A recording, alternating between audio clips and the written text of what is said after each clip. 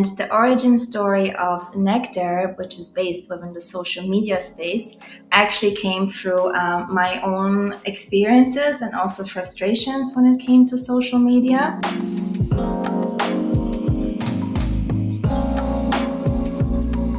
There's so many of these really creative, intelligent, inspiring creators, right? But you have so little access to them. You can't just, have a chat with them. The thing is with social media, if you like it or not, it's not going anywhere and it's only going to increase. I really wanted to give it a go and see if I could actually do better or make a difference.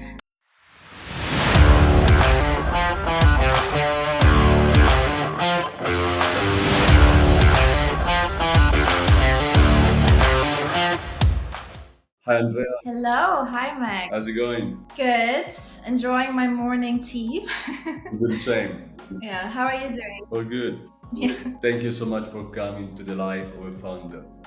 I'm very excited today, early morning, or not that early, to talk with you about your life as a founder. Startup is one thing, but behind any startup, there is a founder. Today, it's you. And the life of a founder is done. It's a concept created for an intro to the life of each founder that coming to talk to me, of course. And because we know how difficult it is to be a founder, the roller coaster is huge. Today's good, tomorrow is bad. It affects the life. There is nothing to do, and it's a long journey. It's a marathon.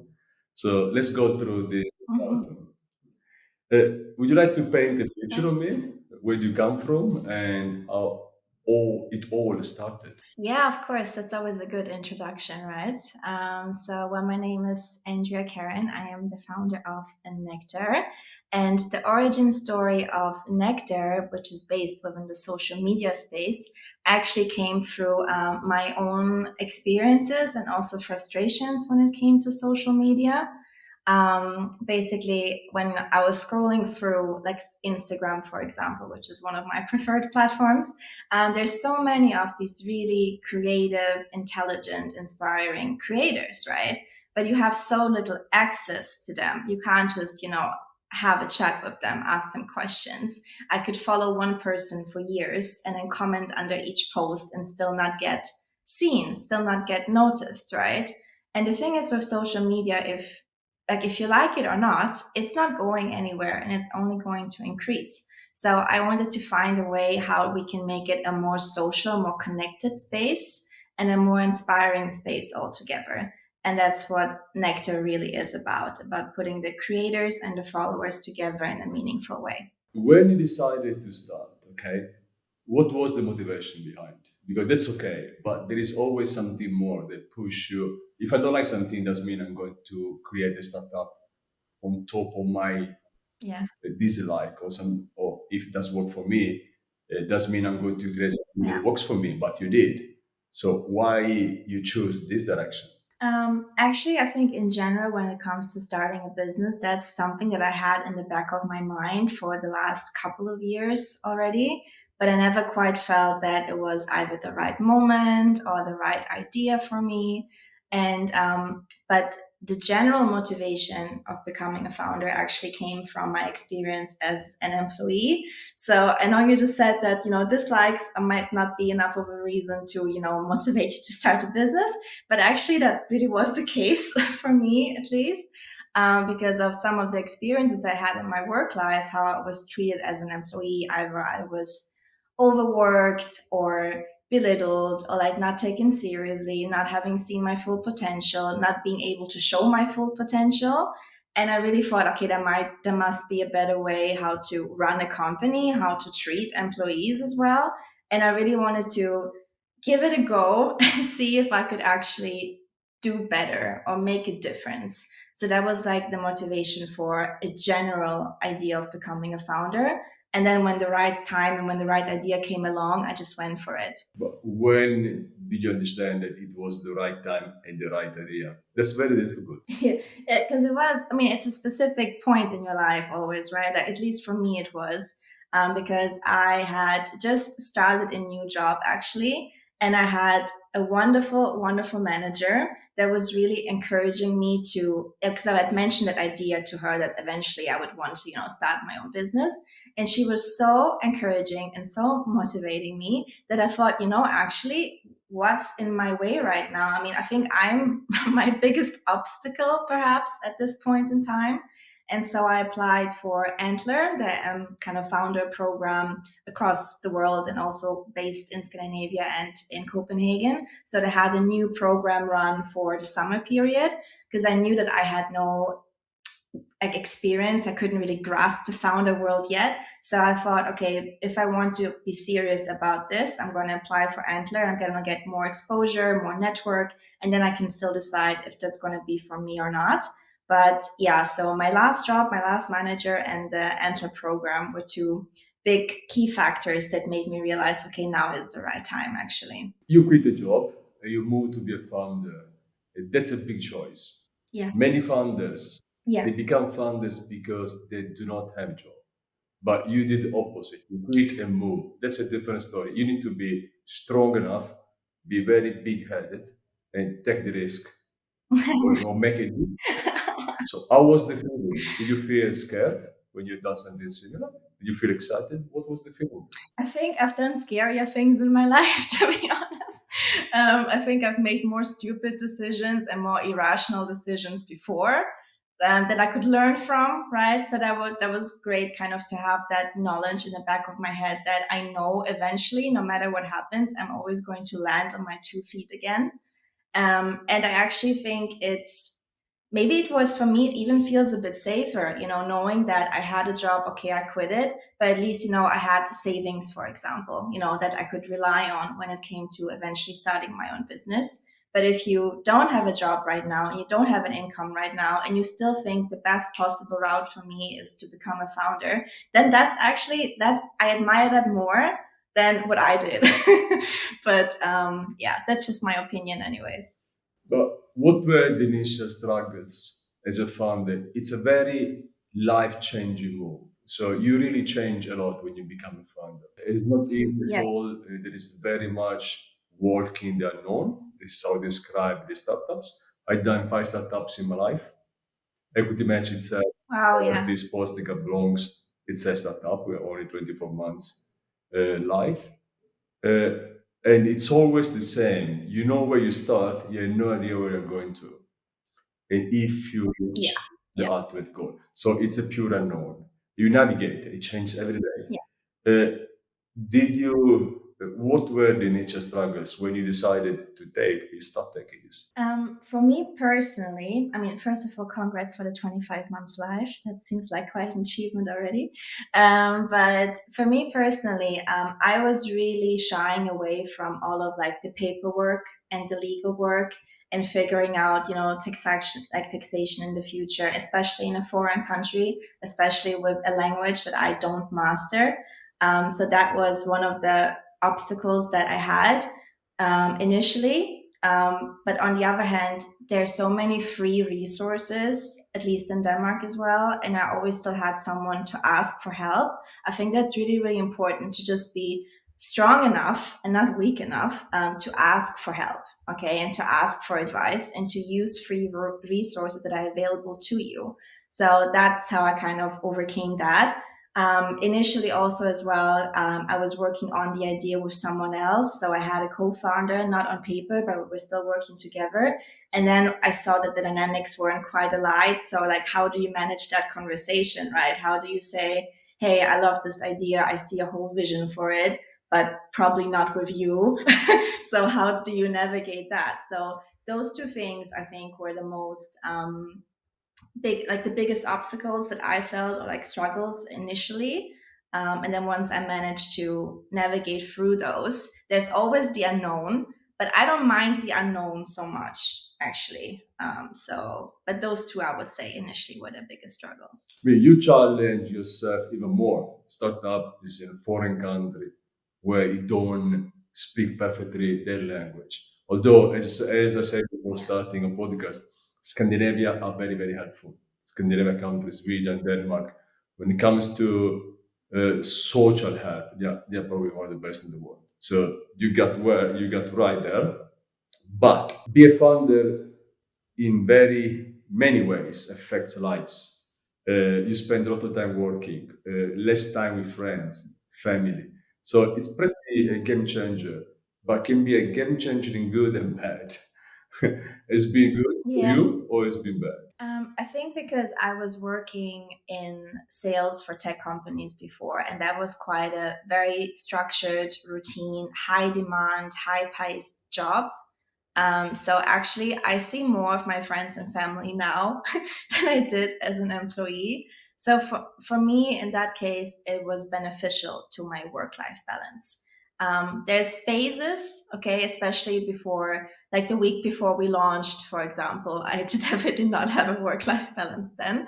But there's phases, and now I kind of found a rhythm that I feel comfortable in, where I can actually still have, a normal social life, and where I can prioritize certain things like my family. So that's been, I think, actually a beneficial part of the founder life for me, because I'm at the end of the day, I'm responsible for it myself, especially as a solo founder. So I know what tasks I have. If I don't do them, no one does, of course, but at least I can hold myself accountable for it. With be a solo founder, it's a different story. You can count to nobody except yourself, and can become very, very challenging. I was talking with a founder in Mexico City, and we did a podcast with him. Mm. But he was so proud to be a solo founder. He even told me Yeah, that two people can be a solo founders because it's so challenging. It just kills you or motivates you to succeed because there is nothing between you alone. There is nothing to do. exactly. Yeah, Now, that's exactly. you say launching. The most beautiful day probably of founders is when they finish the MVP and they launch it. Okay, and you need to wait what the market is telling you because the market is who is going to decide. It's always the market. You can do whatever you want. But Mm, if for the market is useless, yeah. you can't do anything, even though you've done a masterpiece. So, what was the feeling when you the day when you launch and a month after when you start seeing the results? I think those were two very different sentiments, two very different moods.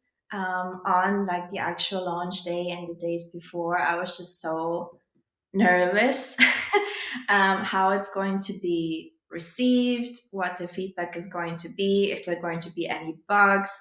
I also have to say that I have a really wonderful tech team. They're called Venner Group. I've been so fortunate to be able to rely on them because I don't have any technical background, right? So I wouldn't have been able to create the product, to create the MVP before. That wouldn't have been possible without them. And they were also like there for emotional support as well, but also in case there were any bugs. But the overall feeling was really nervousness, a happy kind of anticipation though.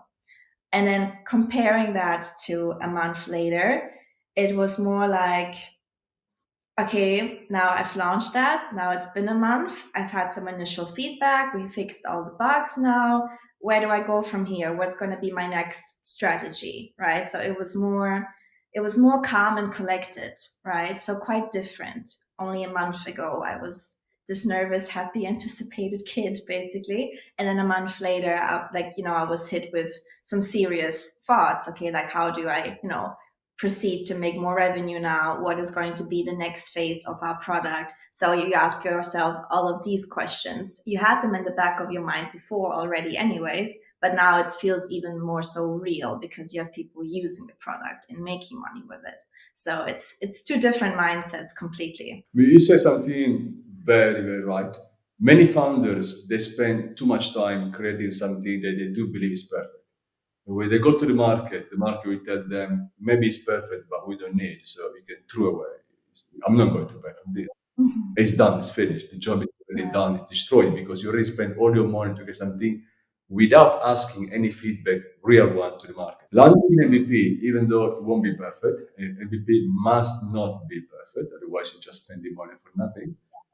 You get feedback Yeah. and you must accept the market and working with the market and not against the market because this is the one is going to pay you.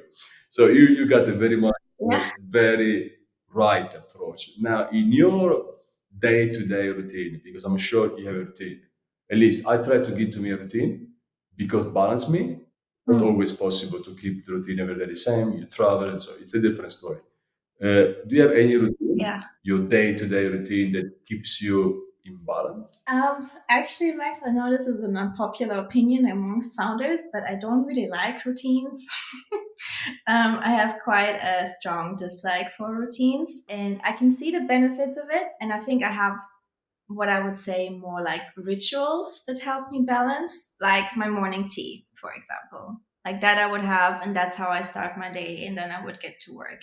Or there's certain tasks like work pens that I know I need to do, so that's always going to be part of my day. But I really like to leave room in between calls and in between meetings, just room for kind of spontaneity as well, depending on the day, on the weather, on the season. Yeah. So I'm really quite adaptive to that. Like, for example, in the summertime, I was working more in the evenings because I wanted to have more of the day of the sunlight available to actually go outside, spend outside. And then I would just compensate for that in the evening and I would work then.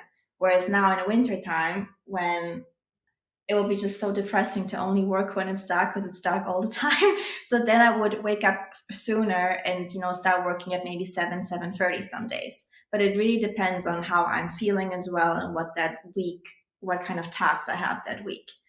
But the reason I have this dislike for routines is because I think I'm afraid I'm going to get stuck in one, and I really hate the feeling of being stuck, if you know what I mean. Yeah. So that's why I try to avoid them and call them rituals, like little things, but not a routine per se. No. It's nice to see how different it can be. The differences Yeah. between founders. Yesterday I had a very beautiful podcast with a guy in Germany. I mean, it was half German, half Italian. This guy wake up in the morning. He start eating at 5 o'clock in the afternoon. So all the day he only drinks coffee. Yeah, because eating makes him sleeping. Meanwhile working is exercise 2, 3 times 10, 15 minutes. Can you believe how different it can be? But that's beautiful.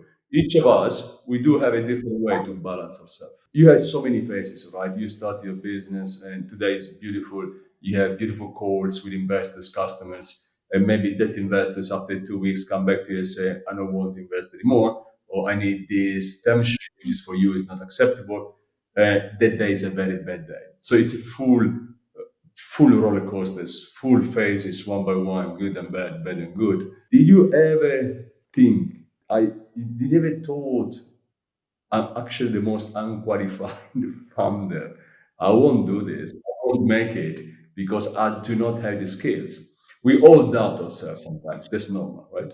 Absolutely. I think that's definitely a part that probably doesn't get discussed enough, especially when you use platforms like LinkedIn, for example, where of course you wouldn't post necessarily something when you had a really bad day or a really bad time. I see more of these posts come through now because it's just showing more authenticity, which I think is great. And this is why that question is great as well, because there were definitely days where I was just thinking, what am I even doing? Like, why am I even doing this? But for me, it came from actually the kind of ecosystem that I chose to build a company in.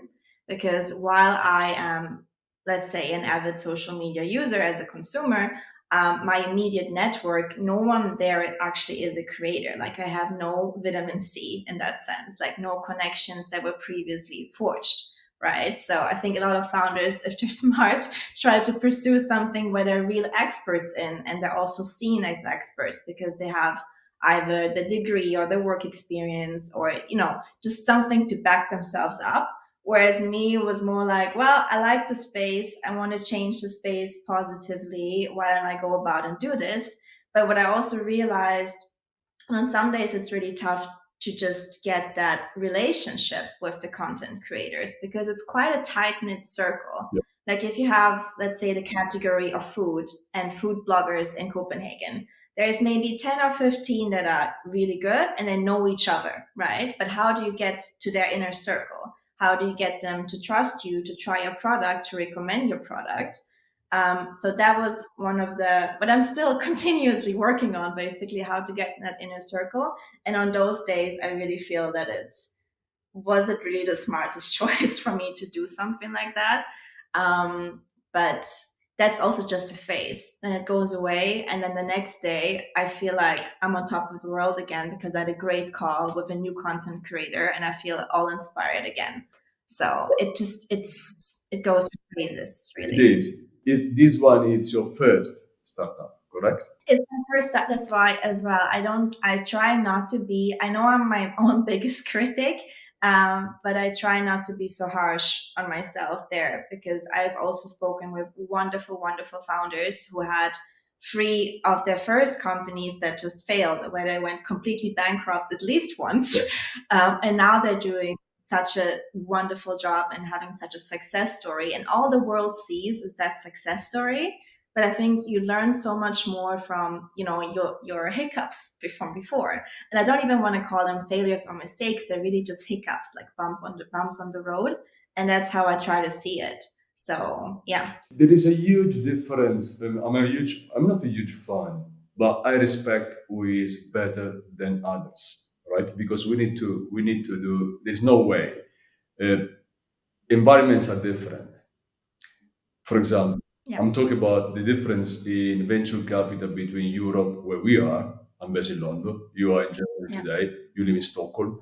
In America, there is no cult. Actually, there is cult of you can fail. That's fine. What is the problem of failing? I did twice, Yeah. and Yeah. and and for me it was completely fine. I don't mind. Uh, I will restart Yeah. again. The point is, if you don't learn from failure, that's the big problem. And if you Yeah. fail too big to recover, that's another story as well. But failing is completely normal. And that's why founders should never thinking about be obsessed by do not fail. You must be obsessed by succeed and forget failing. If it Hmm. comes, try to Yeah. learn all you can from the failure because it will teach you so much. When you start the second one, when you start the third one, trust me, the mistakes they've done before, and that's why mentors are there because they failed already, many of them, Yeah. you don't repeat them. So failure is fine. The problem in Europe is the system. For example, the banking Mhm. system. If you fail, it's a nightmare. If you fail in US, Yeah. you go to the private equity, you go to the venture capitalist, you tell them, actually, I failed already 3 times. They're so happy. So, wow, you got a lot of experience. So let's try it the fourth time. Maybe this time you go right. That's the right approach for me, of course. But don't be scared of failure Yeah. because failure can be even good. At the very beginning, you are the first one. You have the right to fail. Exactly. It is. Thank you for saying that. Absolutely, it is. Yeah. Uh, Yeah. in what you do today, what's the most enjoyable part? What you enjoy very much the most? Talking to content creators, talking to investors. I don't think you like to do balance sheet. What's the most enjoying part you like? It's not the balance sheet for sure. No. It's I think it actually is the conversations with content creators because I finally have a means to connect with them, a reason to reach out where I also feel like I'm being heard, right? And to also put my message across and to get so much input from them. Not just, sure on Nectar as well, but what we talk about more so is how to create a community. How do you define your audience? How do you want to reach your followers? What kind of storylines do you want to share? So I'm really, really glad that I'm at the point right now where I can have conversations like that with the content creators because that just shows me, we have a wonderful, talented human being here that wants to actually have a positive impact on how social media is used. And those conversations really, really inspire me. And I think that's probably the favorite part of my day when I have those conversations. Because the long term vision for Nectar, anyways, is to really have a Nectar community, not just one to one meetings for the creators and the followers, but also like a safe space for content creators to meet, also meet in person, where there would be local hubs and we can just gather and talk about the future of social media, new initiatives, new projects. How do we tackle certain issues? So that's the vision. That's the long term vision. And each of these individual conversations that I have with content creators, that reminds me of that future, right? And this is why that's my favorite part. You want to do something better in the social media space. There are not that many strong and very dominant because social media, you had to choose, you had two way disappear or be dominant. Like Facebook, top Yeah. dominant, Instagram, LinkedIn. They're all very dominant. We are talking about 2 billion people, 1 billion people. It's huge. The number of people they use the same tool is massive. So it comes with an absolute obligation to make sure that they're using the correct way. But the problem of social media is the low barrier in terms of what I can post, whatever it takes for me to get some likes or to spread fake news everywhere, as happening now for Israel, for example. It's horrible. But the owners, they don't care that much. Zuckerberg, Musk, they don't really care that much. There is nothing to do. They care more about their portfolio that was going to how this tool affect the world at all. They can only claim, but facts, they talk different. What really talks in life, facts, not just talk. So, what's your point of view on social media today? I would love to know what you think about.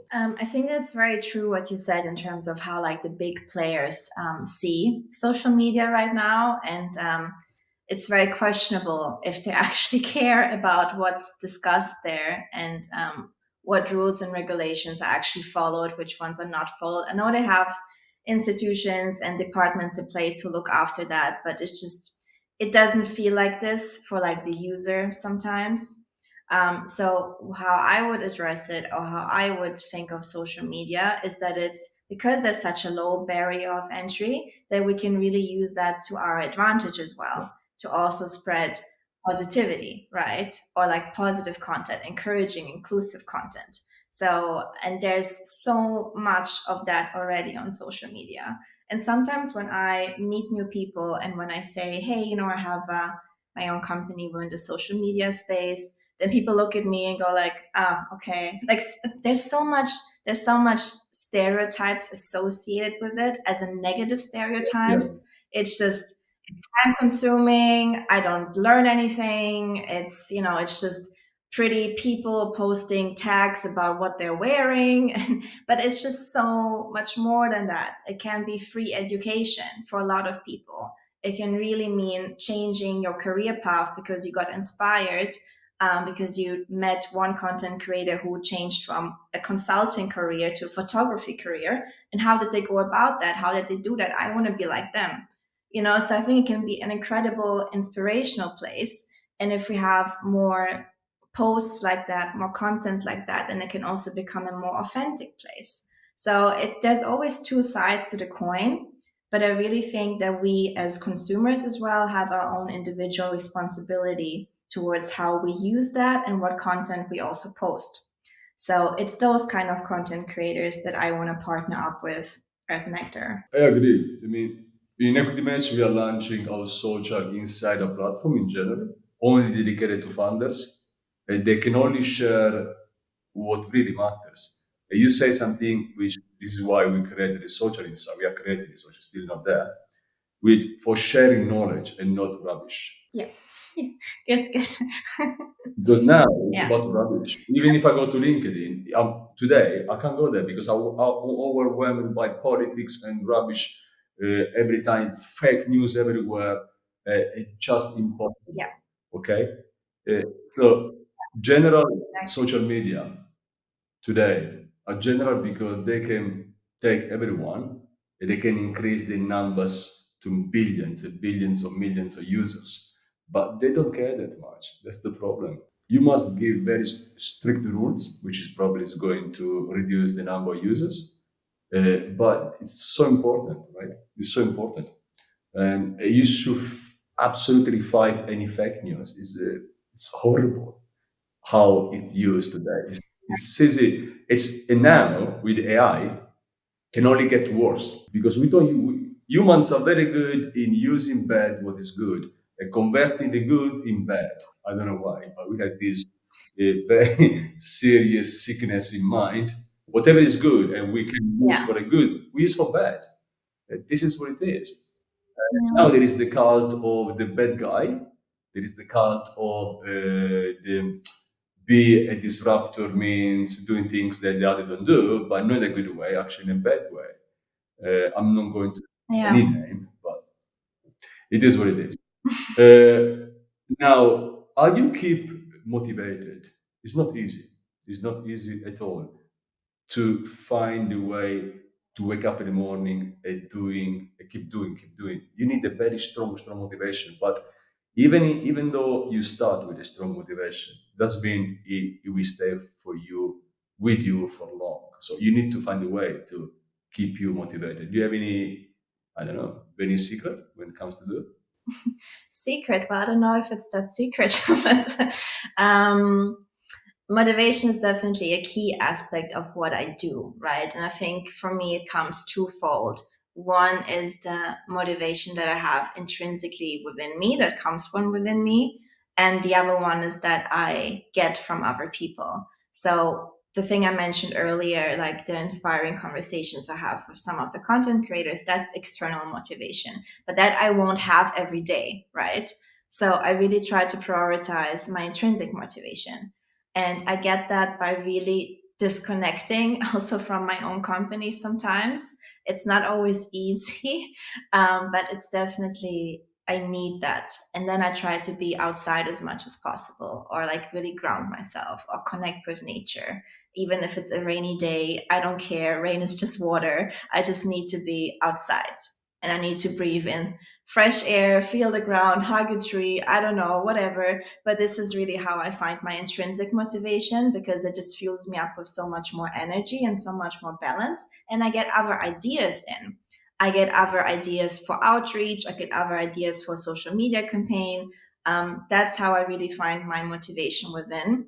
Plus, I'm super lucky to have a wonderful, fantastic, supportive network around me of friends who sometimes have no idea what I'm up to, but they still support me.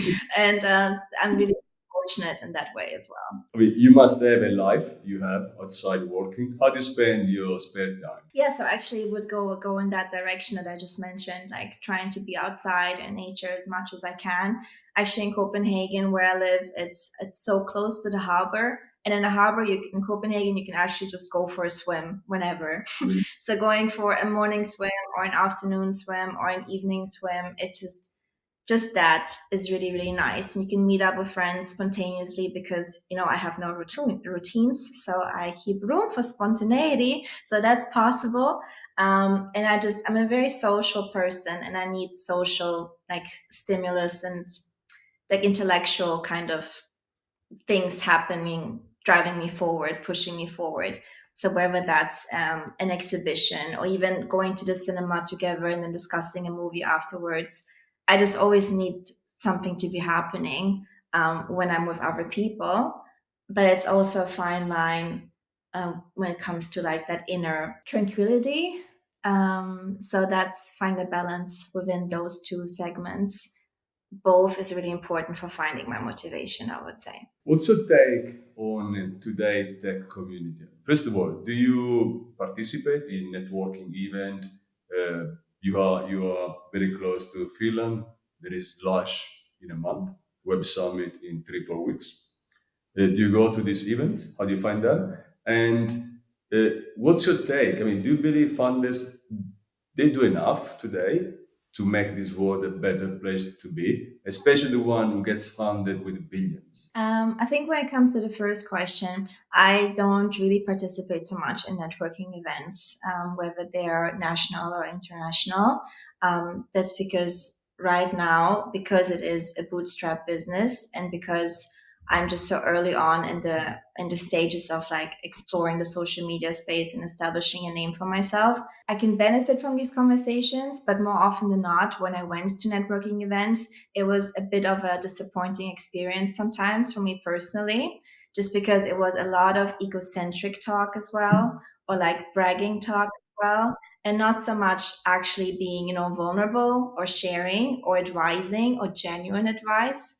And I was missing that. So I'm trying to avoid these networking events because most of the time it's also about, well, I was there. What, you weren't there? And that's not so much what I'm about. And I don't think I need those energies right now. I think I'm doing great for myself. So for the moment, that's fine. That might change in the future, especially if I do get fundraising at some point. If I get an advisor or an investor in board, that will obviously come with it. But for the moment in time, I'm happy to be able to avoid those. Not that I say that there can't be meaningful, important, cool conversations being there. It's just my own experience was more so that right now, this is not the right thing for me, for Nectar personally. Absolutely. Um, the first answer to your question, and then the the second question, in terms of like founder responsibility, I definitely think founders have the very important responsibility to try to improve society in some shape or form. Okay. It doesn't mean that you have to have the most, absolutely most original idea, or that you have to be Mother Teresa at heart, and that only green startups are supported or welcome in that space. I wouldn't even go as radical as that, but it's just something where you don't make the ecosystem worse, first of all, and that you really have a unique vision on how you run a company. Because going back to what I said at the beginning, having a positive impact on society, on your network, is not necessarily with just what type of company you launch or what type of ideas it is that you have, but it's also about how you run it. Like, how do you position yourself as a leader, right? And I think that's a big responsibility. It's not just about, okay, I'm founding it. I got my ABC round. Oh, I'm so successful. But I mean, it's year 10 and you're still not profitable. I mean, that would be a red flag for me. I don't know about you, but I think that's the biggest responsibility. How do you become a good role model in that way? And also, if you do eventually get out at the end of the tunnel and you are a profitable business, how do you give back? Correct. How do you inspire others? Do you do that with money? Do you do that with your time? Something. You have the responsibility to do something good in return for your own success. So that, I think, gets neglected a little bit. Or if it is done, it's just done for publicity, and that shows. Um, but it's a fine line. It's a fine line. That's absolutely. I mean, I very much agree. It's not easy to give back, and it's not easy for them, for any founder, at least not for any. Some of them they are capable to say, "Actually, I'm weak. I need help." No, no. Everyone seems to be extremely strong to the public. Yeah. Behind, it's a totally different story. If you can sit with a round table with world leaders, what do you say to them? What is wrong? Everything is wrong today. But what really concerns you? Yeah, I mean that's quite a theoretical scenario, right? So I don't think I'll ever be fortunate enough to have that chance, really. But let's say if I was having a roundtable with some of the world leaders today, I would just ask a question first of all, and I would ask them if they have ever considered going to therapy, because I think they would really benefit from it, because it just shows in their decision making. It's imbalanced, it's radical, it's short term, it doesn't really benefit the greater good. And it's because they probably have so much unresolved trauma within themselves that this is the only way they know how to make That's true. decisions. So, if they knew better, I hope that if they knew better, that they would do better. But They unfortunately, don't. they don't. So therapy would be a good starting point. That's true. I mean, you're so Yeah. short-minded. Sometimes it seems astonishing. Uh, are you concerned about climate change and what you do about it? Yeah, I mean, I'm very concerned. I think as everyone should be, because we do only have this one planet. And it's funny how evolution decided, for whatever reason, to make humans the smartest animal on this earth. I think it would be really time that we start behaving like that too. Because previous generations, unfortunately, as we were saying, had very short term vision, if any vision at all. And it was just purely the benefit of each individual or each individual nation, and not even thinking about the consequences of what those actions mean. Because I am only one person and one founder, and because also Nectar doesn't, it's not a green initiative startup in that sense, and I don't have any experience in this field, but I do believe in the responsibility of the individual. I know there's a lot of people who would say that, but that us as consumers, it won't impact the global footprint so much. Why should we even do that? You can just not recycle and not give, not care at all. But I think that's quite a sad approach, and I think it's only a sad excuse as well, because we can do so much as consumers. If nothing at all, we at least inspire children who pretty much just imitate their parents when they're little to be different and to think for themselves and to make them believe that the individual has power and has potential to change. So I think, if nothing else, if you don't do it for yourself, do it for your children. So that would be my opinion on that. What is touching you the most that you really fight for in case you need?